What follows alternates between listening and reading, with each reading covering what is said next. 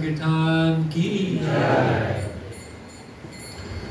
राधा माधवा कुंज बिहारी राधा माधवा कुंज बिहारी गोपी जना वल्लभा गिरिवरधारी गोपी जना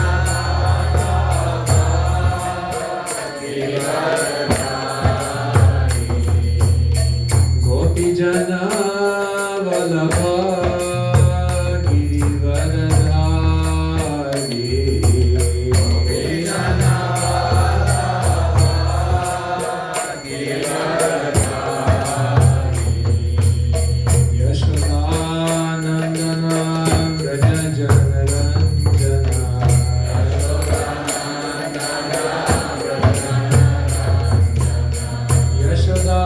Yashodanandana Vraja Janaranjana Yamuna Tiravanachari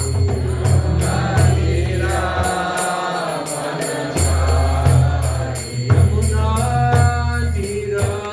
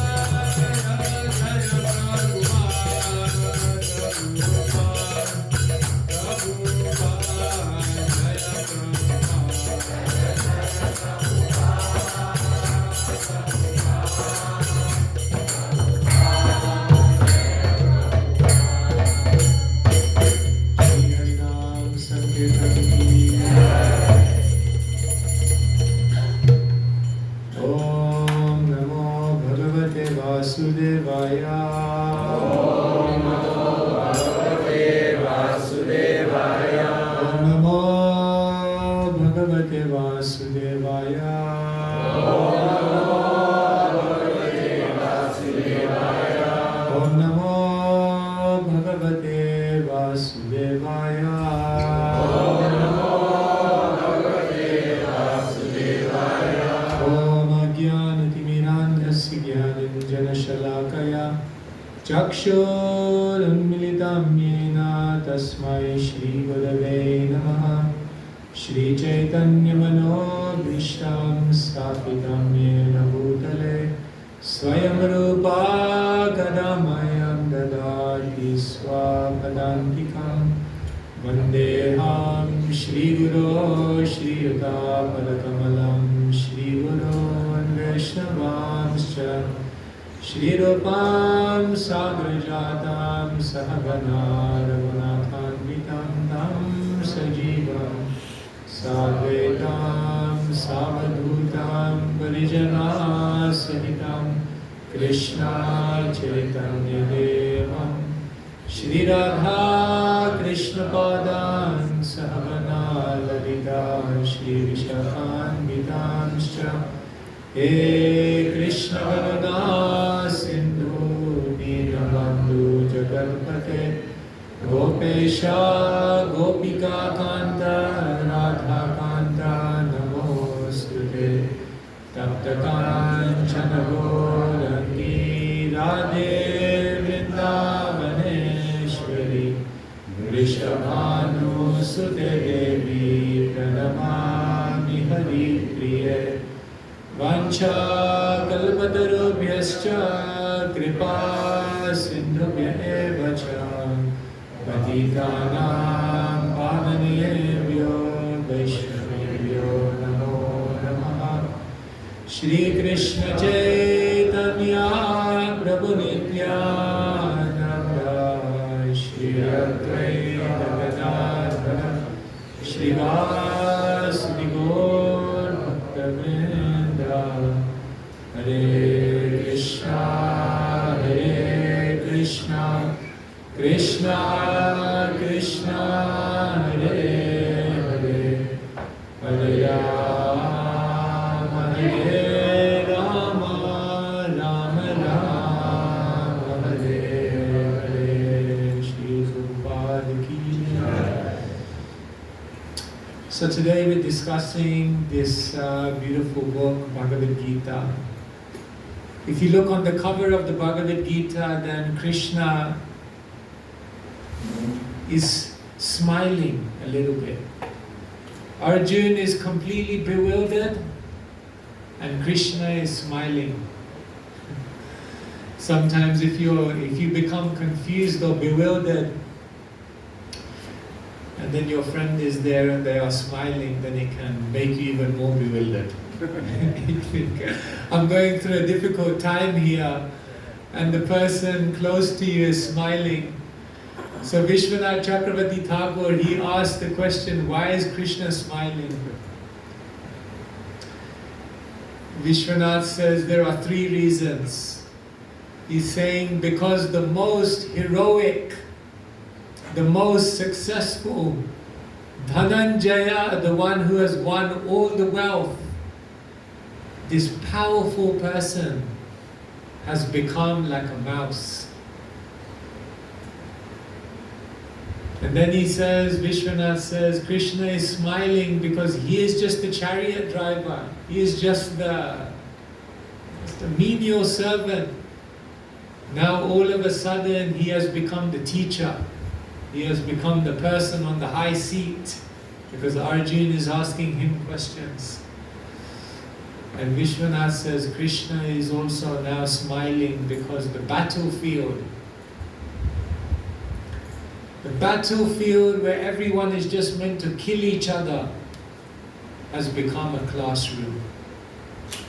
So when the most powerful person becomes like a mouse, the most humble, menial person becomes like the guru, and the battlefield where there's supposed to be a war becomes a classroom. then Vishwanath Chakravarti Thakur says Krishna can't help but smile because everything has turned upside down. So therefore, the battlefield becomes a classroom. A classroom is a place you learn lessons, isn't it? Put your hand up if you like going to school. Bad question, huh? Only 2 people in the whole room. No, basically not many people like to go to school. If you thought school was bad 10, 20, 30 years ago, trust me, it's even worse now. I'll just give you a side fact. 50 years ago, you know what the 3 biggest problems in American schools? Number 1, talking in class. Number 2, cheating in exams. And number 3, chewing gum underneath the desk.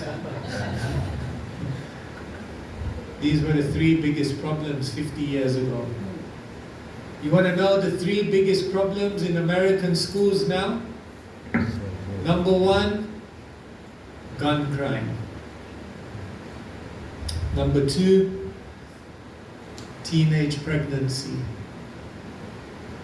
Number 3, physical assault of the teacher. So if you thought school was bad 50 years ago, it's even worse now. But generally people don't like to go to school, but it's necessary. You need to go to school to learn lessons. But the Bhagavad Gita is a different type of school, because what you learn in the Bhagavad Gita is everything you didn't learn at school.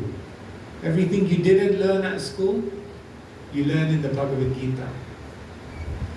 In normal school, they teach you what to think, isn't it? When we were at school, all we did was memorize things.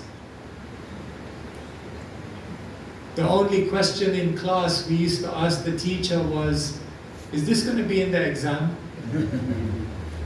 If it's not in the exam, I don't care, I'm not going to memorize it. So at school, all we did was memorize things. They taught you what to think. But in the classroom of the Bhagavad Gita, it teaches you how to think. Don't just memorize things. Learn to think for yourself. Learn to ask questions. Learn not to just go along with what everyone else is telling you to do, but learn to challenge how to think. So, normal school, what to think. Gita, how to think. Normal school teaches you academic knowledge, isn't it? Like maths, biology, chemistry, all of these, academic knowledge. In the school of the Bhagavad Gita, you learn life knowledge. Was there any subject at school which taught you how to deal with a relationship breakup? No one taught you that knowledge. Was there any knowledge at school, any subject which taught you how to deal with it when someone in your family dies? No one taught you that knowledge at school. The Bhagavad Gita teaches you that knowledge. Right? So there's the normal school teaches you academic knowledge, Gita teaches you life knowledge. Normal school teaches you about the laws of the land, isn't it? What you can do, what you can't do, what you should be careful of. You must understand the laws, what you can do at 16, what you can do at 18. Bhagavad Gita teaches you about the laws of the universe. Don't just learn about the laws of Trinidad. Learn about the laws of the universe. What are the laws of the universe? The laws of karma, the laws of the 3 modes of nature. You need to learn these laws. Normal school taught you how to become successful. They're trying to teach you how to become very, very successful.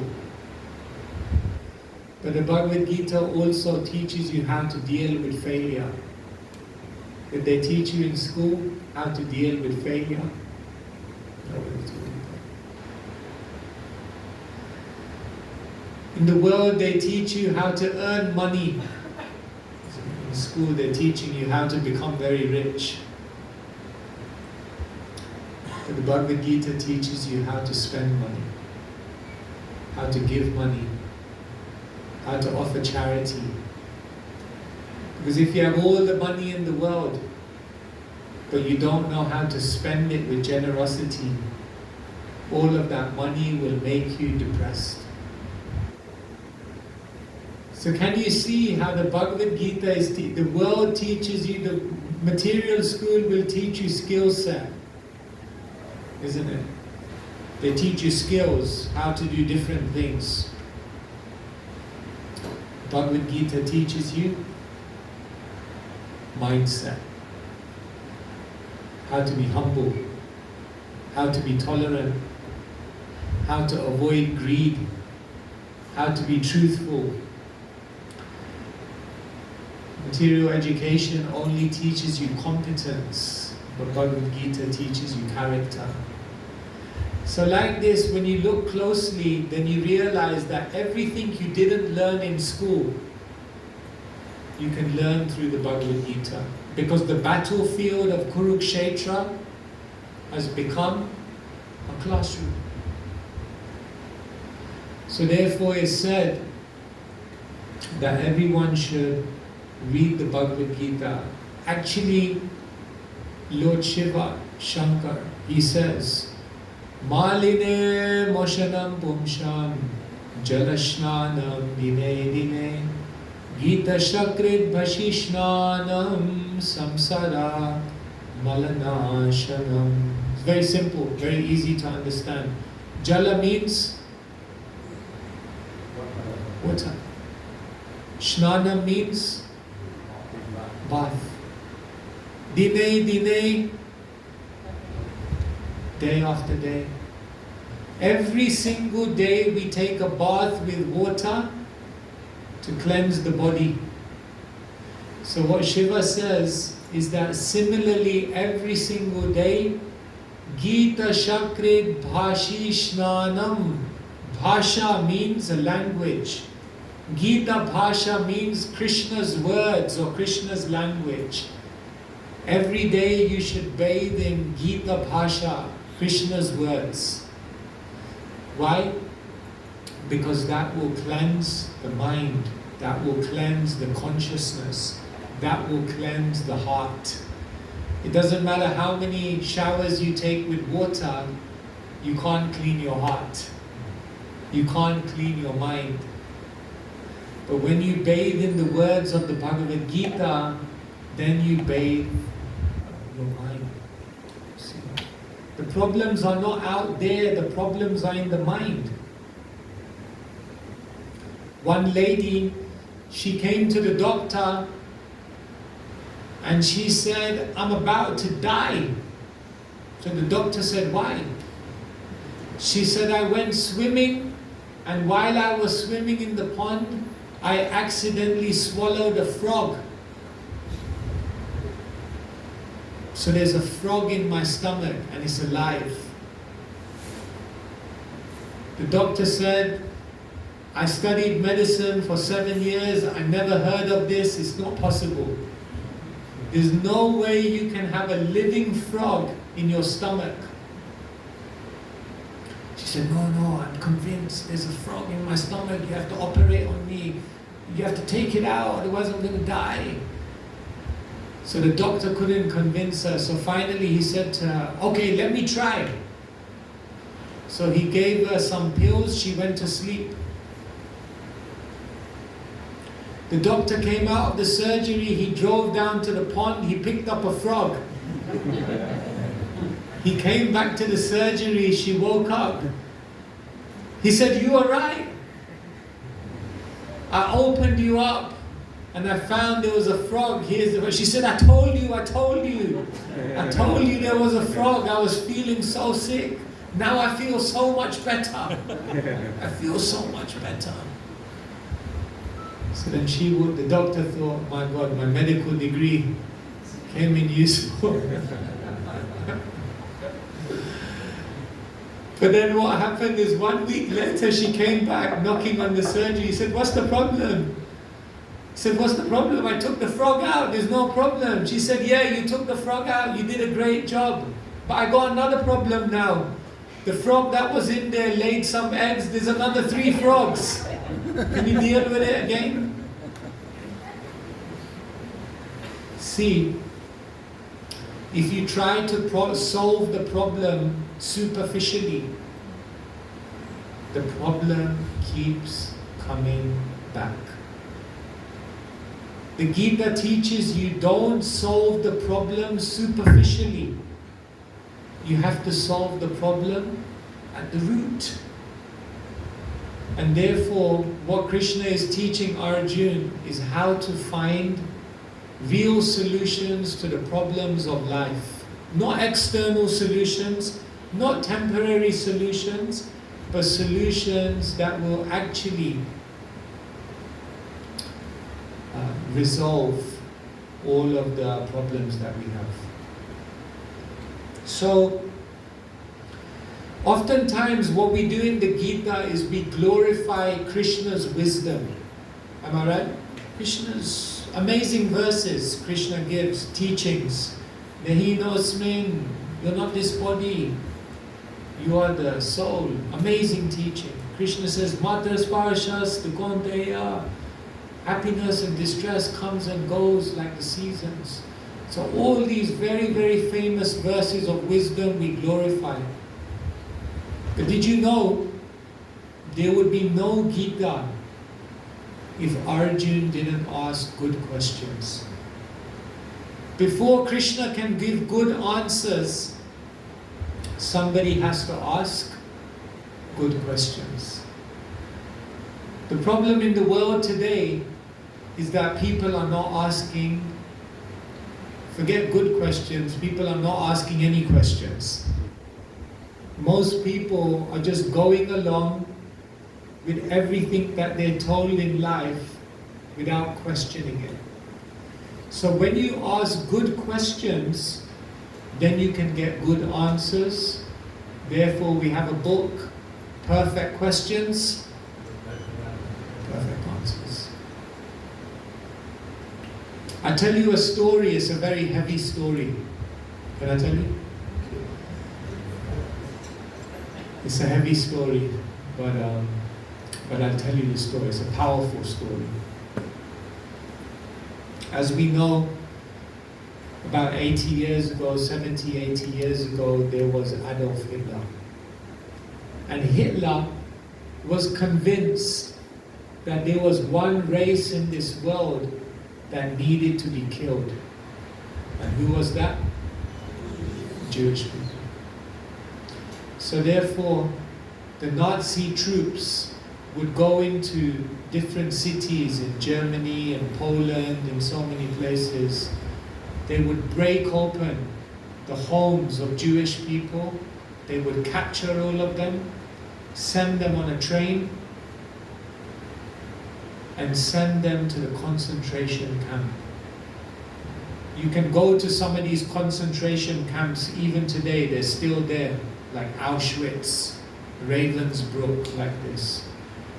In these concentration camps, thousands of people were killed every single day. There was one person called Stanislavski Lech. Stanislavski. He was a Jewish person. So one morning, there was a knock on the door. They were told when the knock comes early, don't open the door. So they didn't open the door. Whoever was knocking on the door kicked the door down. 6 soldiers came into the house with guns, captured him and all of his family. sent them to the concentration camp. So now Stanislavski was in the concentration camp. Every single day he was seeing people die in front of his eyes.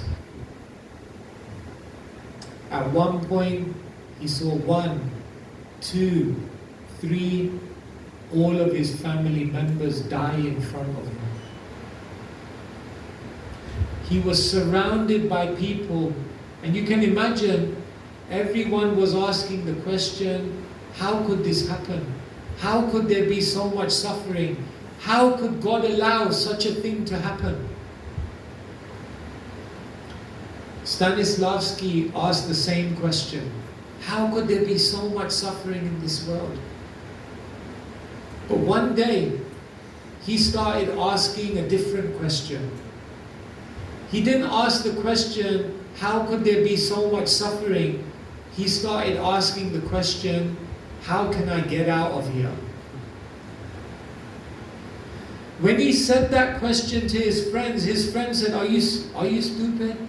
Nobody gets out of here. Nobody makes it out alive from the concentration camp. You're just dreaming. Stop asking that question, because you're just going to make yourself more and more frustrated. But Stanislavski, he couldn't stop asking the question, how can I get out of here? 99% of people in the concentration camp were asking the question, how could God allow this suffering? Stanislavski was the one asking the question, how can I get out? One day, Stanislavski and his friends, they were walking through the concentration camp, and they smelled the worst thing you could smell. What kind of smell is that? They walked up, they peered over the wall, and when they looked over the wall, they saw the worst sight they could see. Hundreds and hundreds of dead bodies rotting. Can you imagine? Just imagine the sight. Everyone was asking the question, how could there be so much suffering? But what was Stanislavski's question? How can I get out? They stepped down from the wall. Everyone went away bewildered. But when Stanislavski saw that sight, remember his question was, how can I get out? And when he saw that, he got the idea. That night, when everyone was sleeping, what did Stanislavski do? Somehow or other, he dodged the guards, he came out, he came to that wall where he saw the most terrible sight. And what did he do? Boom. He jumped in to all the dead bodies. Once he jumped into all the dead bodies, what did he do? He went digging in, and he put himself right at the bottom of all the dead bodies. In the morning, truck came, took all the dead bodies. The truck drove away, driving. After 1 hour, the truck stopped. Put all the dead bodies in the hole. Stanislavski was just there. Can you imagine? He waited, and once everything became quiet, he started coming out of all of the bodies. He walked out and he ran. He ran until he met the first village. And he started his life again as a free man. He writes all about this. And he says the question that you meditate on will determine the answer that you get. He said most people were only thinking, why is this suffering happening to me? And what that meant is they had to remain in the suffering. But the moment you ask the question, how can I get out of this suffering? Then you get the key to understanding how you can escape. And so he reflects very, very beautifully that it all depends on what question you're asking in your life. If you ask the right question, the powerful question, the real deep question, then you can get a very, very powerful answer.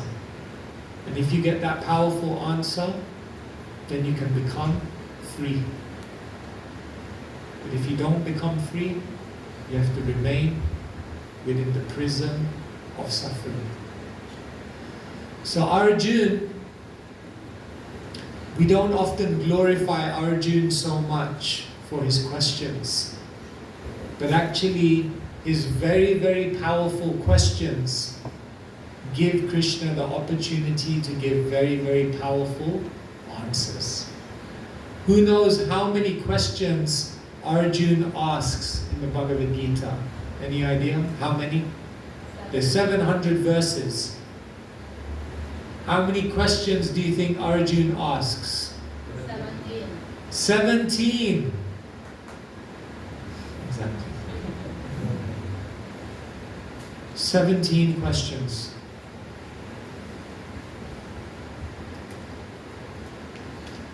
Arjuna asked different types of questions.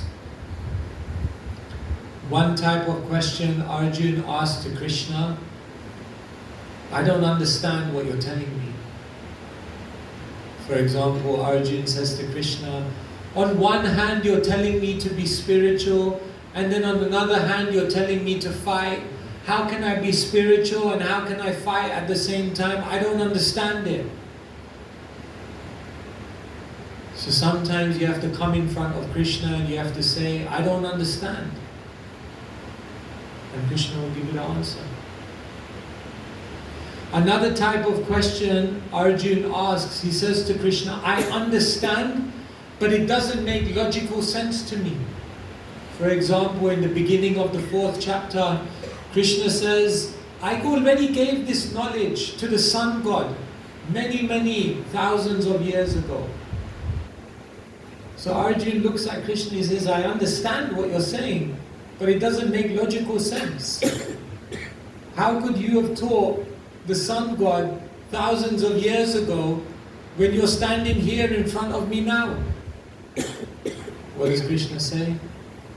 Many, many births we have all taken. I remember all of them, but you can only remember this one. So the second type of question Arjuna asks is, how is this logical? And the third type of question Arjuna asks, he says, I understand what you're saying, it makes logical sense to me, but how do I practice this? How do I apply this? For example, in the 6th chapter, Krishna will say, you have to control your mind. Okay, I understand. You control your mind by doing dhyana yoga. You have to go through Ashtanga yoga. Okay, makes logical sense. But then Arjuna says, Chanchalam himana Krishna pramati balabhadridam Tashyaham nigraham manye vayuriva sudushkadam. I understand what you're saying. It makes logical sense that I should meditate, I should do dhyan, vayuriva sudushkadam, but my mind is more difficult to control than the wind. Therefore, I don't know how to apply what you're telling me to do. So if you want to practice spiritual life powerfully, first you have to understand Krishna, It has to make logical sense to you, and you have to understand how to apply it. You have to know what to do, how to do it, and why you should do it. Most people practice religion, but they don't really know what they're doing, they don't know how to do it, and most of them don't know why they're doing it. But we do it anyway. Like most people practice religion very ritualistically, isn't it? Like one time a man was driving, so he was driving, and then on the side of the street he saw two men. Both of them had a spade. So one man was digging up, and as soon as he was digging up and putting the side on the dirt on one side, the other man with his spade was taking the same dirt and putting it back in. This man said, he was looking at these two fellows. One was digging, they were sweating like anything. One man was digging and the other one was putting the same dirt back in. So he's thinking, this is a bit strange, no? So he drove. 1 hour later he came back and the same two men were there. One was digging up and the other one was putting the dirt back in.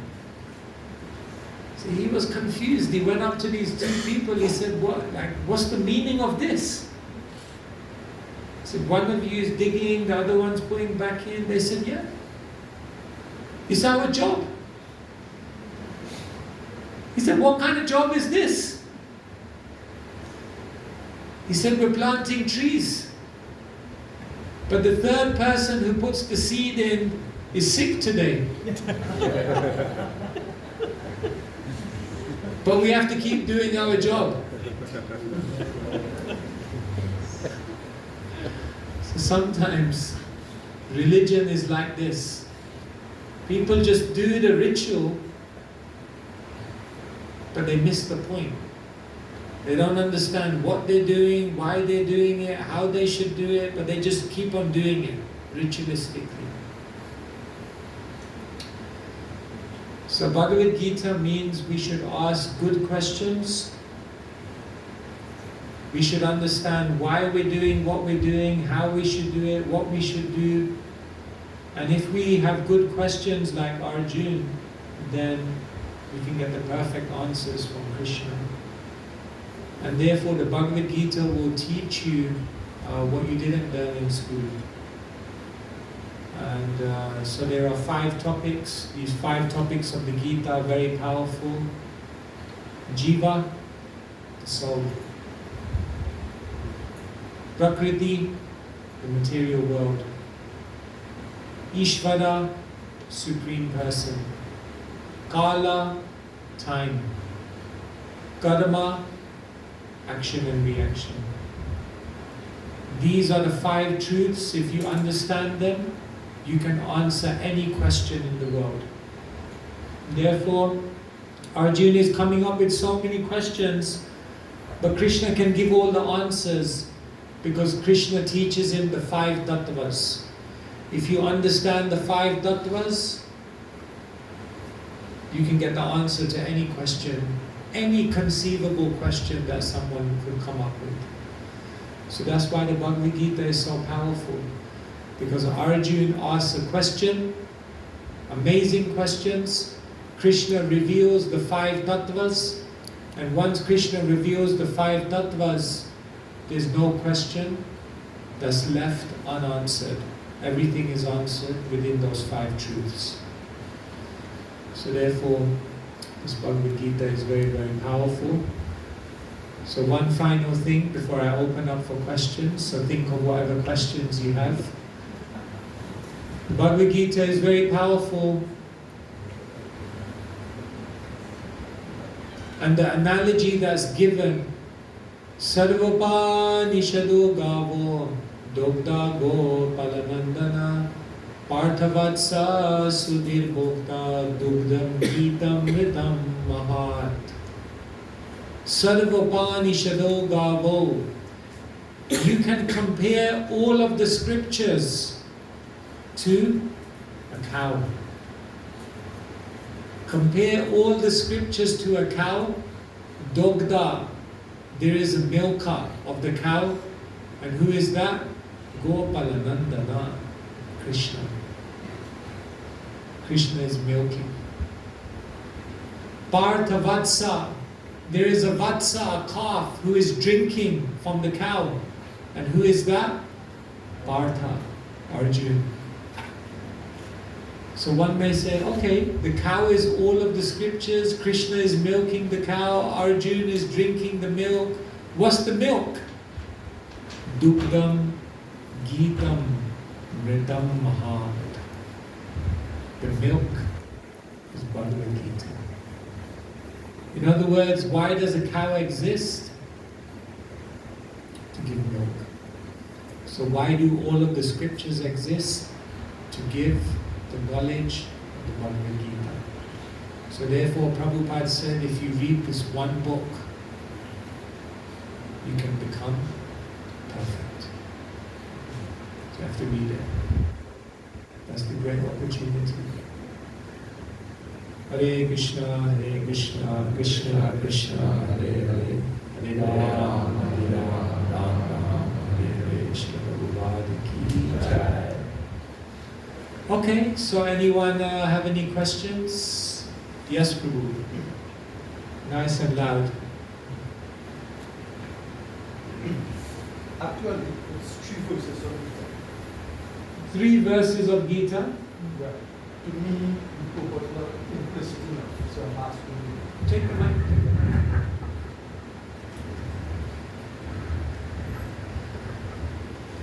Right. First one, Chetasa Sarvakarmani Maisanya Syamatpara. In all of your activities, it didn't specify good or bad, spiritual or non-spiritual. In all of your activities, depend on me and work under my protection. In such, it has now become, in such devotional service, be fully conscious of me. The second one is Yagyo Dana Tapa Karma. Yagya must not be given up. Well, I understand Dana and Tapa. But when I ask devotees, senior devotees, what does it mean by Yagya? Is it chanting of the holy name? They say no, it's Vedic Jagya some long ago, which we don't do now. And the third question is Yataha Praviti Bhutanam. A man may gain perfection through his own work. So I'm going to sit quietly and listen to the answer. What's the question? Kindly detail what it means in all of your activities. In all of your activities, depend on me. Okay. So how do I depend for all activities that I perform for the day? Describe what do we mean by Yagyodana, what are the yagyas, and how do I gain perfection through my work. Thank you, Prabhu. Prabhu took the opportunity to ask 3 questions in one. Thank you. So what does it mean that in all activities depend on me? It means that everything one has is a gift of Krishna.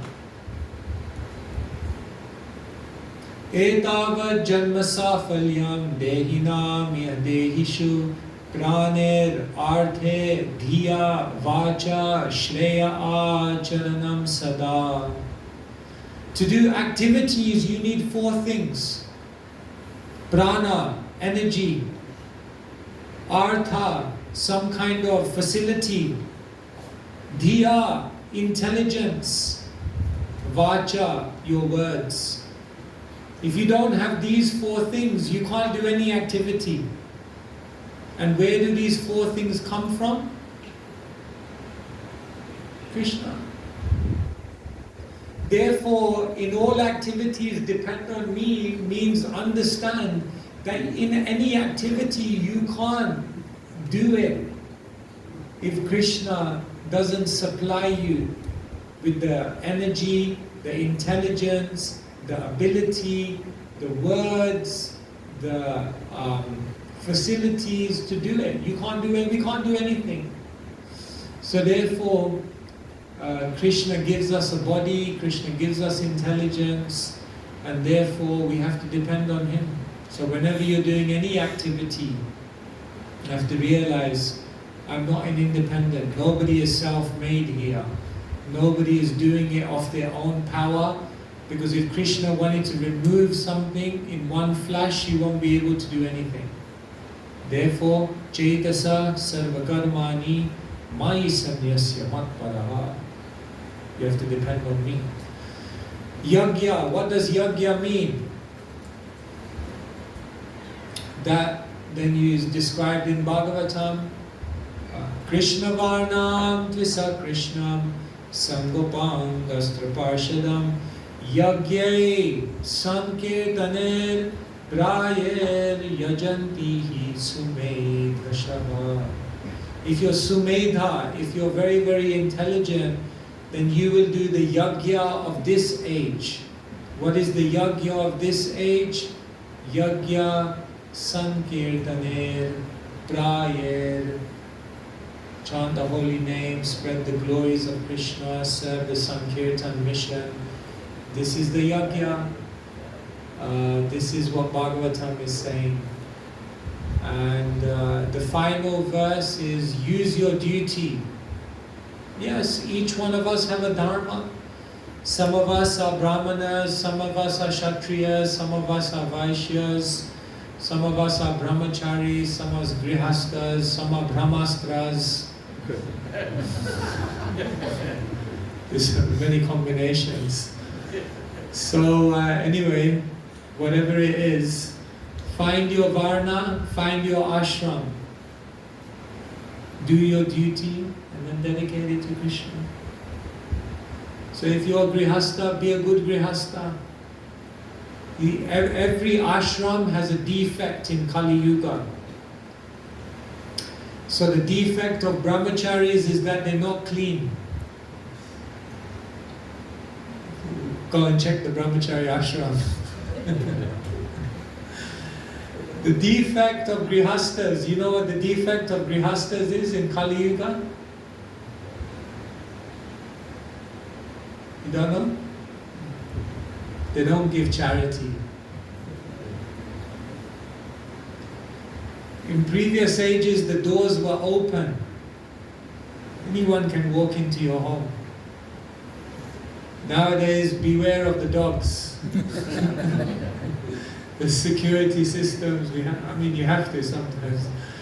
See, we're in Trinidad, you have to be practical. But the point is that the doors must always be open to serve others. You have to be charitable. You know what the defect of the Vanaprasthas is? Vanaprastha means when you're 50. I won't ask anyone to put their hand up. Who's 50? But Shastra says, Panchasurdram Vanam Brajait. When you're 50, you have to start walking away. But the defect of Vanaprasthas is in Kali Yuga, they don't walk away. They remain in the family life right till the end. Not recommended. Sannyasis have no defects in Kali Yuga. Sannyasis also have defects in Kali Yuga. And you know what the defect of sannyasis is in Kali Yuga? They have bank accounts. They gather money overseas, Swiss bank account. So sannyas means you should not gather. Whatever you get, you have to give away. You should not hoard. Anyway, that's sidetracked. The point is, you have a varna, you have an ashram. So dedicate it to Krishna like this. So this is what Krishna is telling us. Okay, Guru? Is it okay? Thank you. Anyone else? Any questions? Yes, Prabhu. Prabhu, take the mic. No, I get all right. Okay. Potentially sending question by Arjun in Bhagavad Gita. You mentioned you have sending question, intelligent question. But in Bhagavad Gita, Krishna also saying he is Arjun himself. So who was questioning over there? I couldn't understand. In Bhagavad Gita, Krishna is saying he's Arjun himself. Where does Krishna say he's Arjun? When he was explained in universal form, he said, Arjun, I'm also you.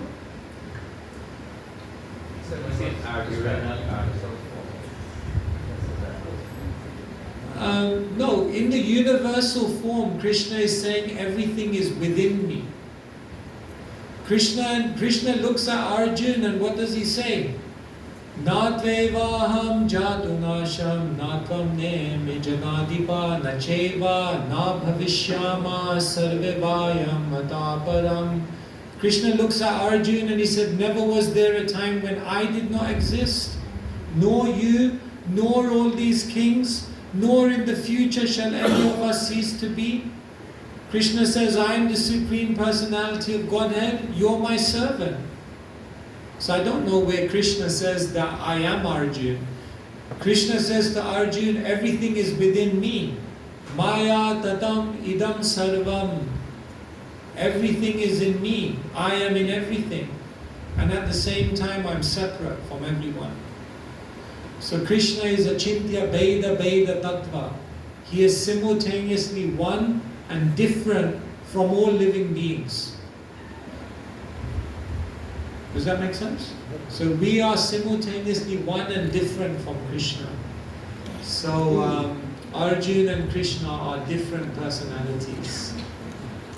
I think what time, when Krishna says, of all the mountains, I am Himalaya. Of all the archers, I am Arjun. Yes. Yeah. So does it mean that Krishna is literally Arjun? What it means is that Krishna is the essence of what makes Arjun Arjun. In other words, Krishna is the best of everything. Yad yad vibhuti mat sattvam shrimad urjitameva va tattadeva vagachatvam mamate jomsa sambhavam.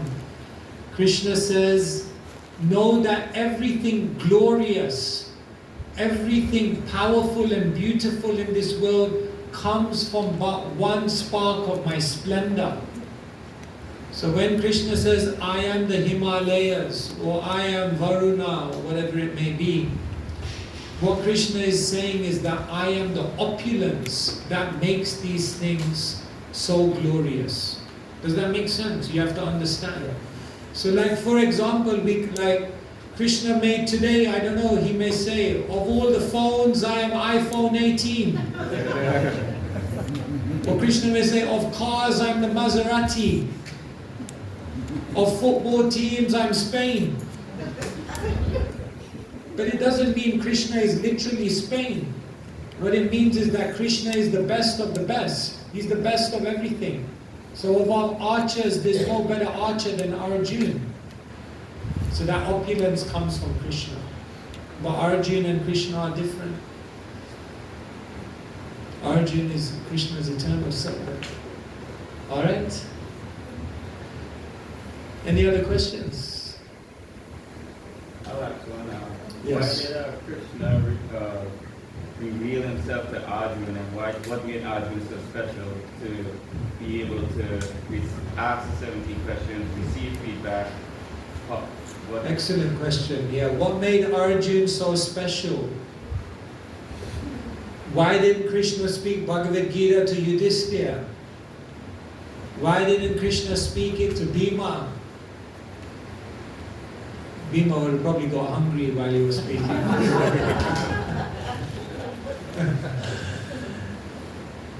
We could answer this question on different levels. Firstly, in the 4th chapter, Krishna gives the general definition of who he reveals the knowledge to.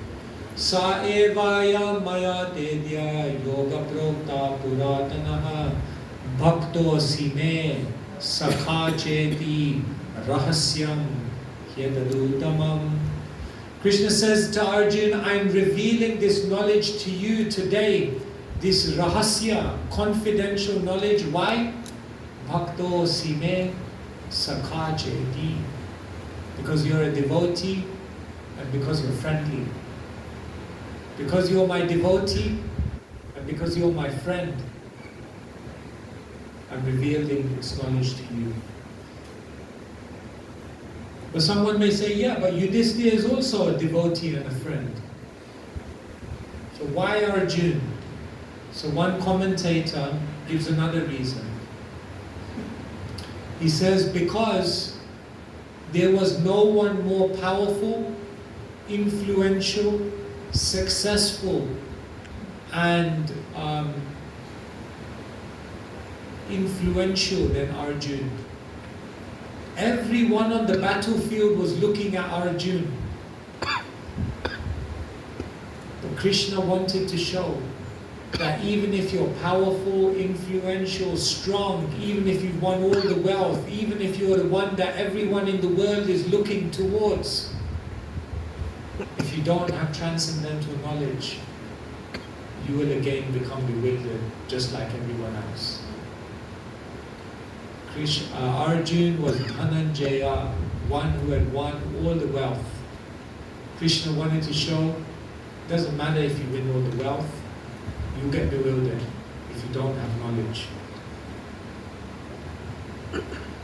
There's also a third reason given why Krishna spoke the Bhagavad Gita to Arjuna. Arjuna, there was something very special about Arjuna that made Krishna very, very happy. This is told, I think, by Jiva Goswami and Gopal Champu. Anyone know what it is?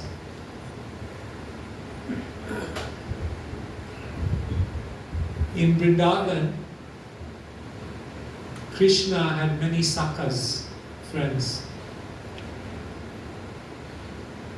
And of all of his sakhas, there was one sakha who had the same name as one of the Pandavas. Which sakha was that? Arjuna Sakha. So there was one sakha who was also called Arjuna. So I think it's Jiva Goswami says in Gopal Champu, Krishna was especially inclined towards Arjuna, Pandava Arjuna, because whenever he would say the name Arjuna, he would remember Arjuna Sakha, and that means he would remember Vrindavan, and Krishna's most dear thing in life is Vrindavan. So anyone who reminds him of Vrindavan becomes very, very dear to Krishna. Jiva Arjuna was especially, Pandava Arjuna was especially favored because Krishna thought I like him so much. He's always reminding me of Vrindavan. So you can see. So these different reasons are given on different levels. Good question.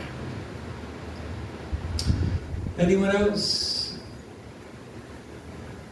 Prabhu, in the past, this Bhagavad Gita was selectively given to saintly kings. This is Kali Yuga. Rishis, yeah. This is Kali Yuga, the most degraded of all the ages. Yes. And we see that Bhagavad Gita is being given to everyone. How? So previously the Bhagavad Gita was only given to Raja Rishis. And in this age we're seeing that the Bhagavad Gita is given to everyone. So why is that the case? The first thing to understand is that the Bhagavad Gita was given to Raja Rishis to teach. It's not that anyone else was banned from reading Bhagavad Gita. In fact, they said that when Krishna was on the battlefield, everyone could hear what he was saying because the Bhagavad Gita is available for everyone. But it was specifically given to Raja Rishis because they had a responsibility. Evam parampara praptam imam raja shayo vidu sakale neha mahada yoganashta parantapa. It was their duty to understand it well and teach it to others through education, culture and devotion. So in this age we give Bhagavad Gita to everyone, but actually Krishna says you should seek out influential people. Yad yad acharati shreshtas. You should search out the Shreshta, the most influential people, and you should give them Bhagavad Gita. So nowadays it's not Raja Rishis. Nowadays you have to look for the guy who's the biggest on Instagram. And then give him the Bhagavad Gita. Teach him and then tell him, now, make the reel go viral. So Bhagavad Gita is available for everyone, but specifically given to Raja Rishis or influential people so they can teach the masses. Does that make sense? Any of the Matajis, any questions? Perfect questions. Perfect answers. Anyone? Swami, one more. Yes? So tell us the Samananda, and you talk about the other Rishis and Bhagavad Gita. I don't believe it because after a lot of part, Bhagavad Gita become known worldwide.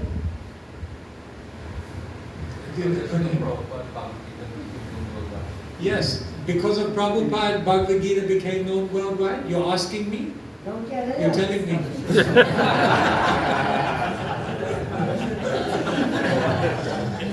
Yeah, no, you're absolutely right. Of course. The Prabhupada was the Raja Rishi. Is that the point? Oh, yes. Oh, okay, yes.